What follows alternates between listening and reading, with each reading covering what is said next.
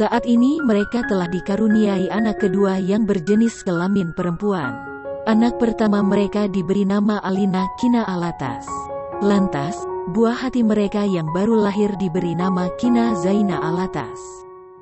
Dalam unggahan Instagram pada Senin tanggal 5 April tahun 2021, pasangan suami istri itu kompak membagikan foto yang sama. Menariknya, terlihat sang putri sulung Alina Kina Alatas berada di layar ponsel sedang video call dengan si adik bayi. Menurut keterangan Atsana, putri pertamanya tersebut lumayan kebingungan dengan kehadiran anggota keluarga barunya. Tak ketinggalan, Atsana menyampaikan terima kasih atas doa dan dukungan yang diberikan kepadanya atas kelahiran sang putri kedua. Tak lupa, ia juga mengucapkan rasa terima kasihnya lantaran sang istri telah berjuang lagi untuk melahirkan anak kedua mereka. Tak sampai di situ, Rizky pun turut mengucapkan syukur atas kelahiran anak keduanya melalui unggahan di akun Instagram miliknya.